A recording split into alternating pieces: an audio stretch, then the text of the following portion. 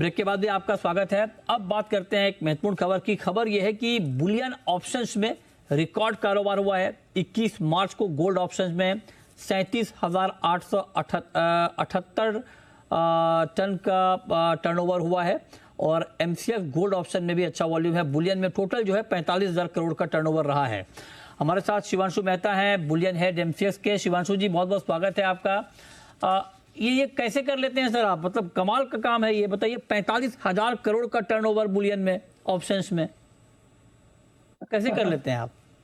नहीं, धन्यवाद मृत्युंजय जी। देखिए, ये एकदम अचानक से संभव नहीं हुआ है। 2017 में लॉन्च हुआ था ये प्रोडक्ट और धीरे धीरे इसका फिजिकल इंडस्ट्री जो बुलियन एंड ज्वेलर्स की इंडस्ट्री है उसके साथ इसका जुड़ाव बढ़ता चला गया। लोगों को ये समझ में आ रहा है कि ऑप्शन को एज अ इंस्ट्रूमेंट जो है, एज एन इंश्योरेंस इंस्ट्रूमेंट, किस तरह से उसका इस्तेमाल किया जा सकता है।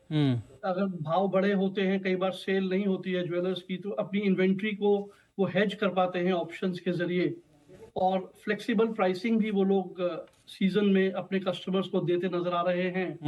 और तीसरी सबसे अहम बात है कि जब ग्लोबल मैक्रो इकोनॉमिक्स इतने अनसर्टन हो और खास तौर पे हर आए दिन कोई ना कोई इकोनॉमिक इवेंट हो, तो उससे पहले लोग ऑप्शंस का इस्तेमाल करना शायद ज्यादा शुरू कर चुके हैं पहले के मुकाबले में।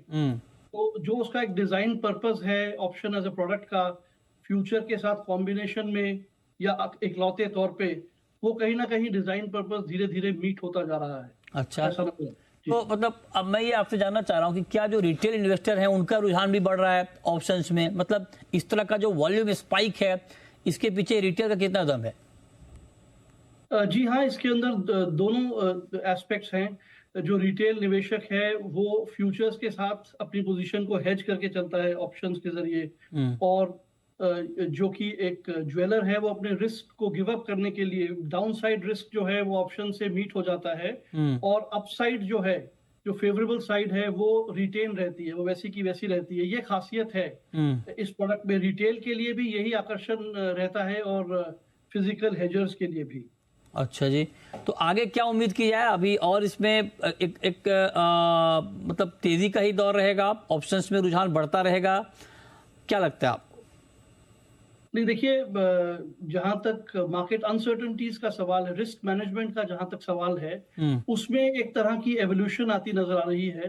तो ऑप्शंस जो है वो खास तौर पे इसी तरह के माहौल के लिए बनाए जाते हैं कि जब अनसर्टेनिटी ज्यादा हो, फिजिकल इंडस्ट्री के लिए रिस्क ज्यादा हो और प्राइस अनसर्टेनिटी भी हो, इवेंट रिलेटेड भी हो, तो उस समय ऑप्शन का एक स्वाभाविक तौर पे इस्तेमाल बढ़ना चाहिए, और वो बढ़ रहा है। ये काफी इंडस्ट्री के लिए ये एक अच्छी खबर है, अच्छा ट्रेंड है, मैं ऐसा समझता हूँ। अच्छा, गोल्ड का मार्केट हाल के दिनों में बहुत ज्यादा ऊपर नीचे हुआ है, एक्शन रहा है, प्राइस मूवमेंट काफी बेहतर रहा है।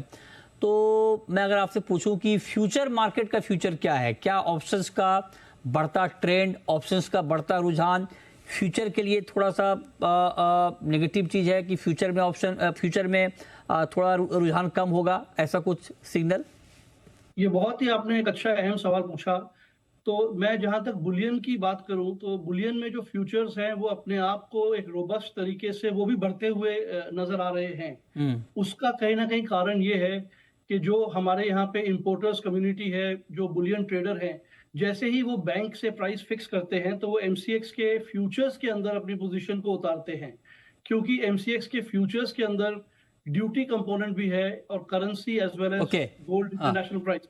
तो वो जो फीचर है, वो फीचर फ्यूचर के अंदर उसकी अपनी एक तरह की सेफगार्ड है। ठीक है, तो मैं समझता हूँ वो भी एक ऐसा फीचर है जो जिसको कहीं ना कहीं डिनाई नहीं किया जा सकता। तो दोनों चीजें साथ साथ बढ़ती नजर आ रही है। ओके, चलिए, बहुत शुक्रिया शिवांशु जी आपका जुड़ने के लिए और बताने के लिए कि गोल्ड ऑप्शंस में आखिर इतना ज्यादा टर्नओवर क्यों हो रहा है। छोटा सा ब्रेक के बाद देखिए कॉर्पोरेट रडार। नमस्कार।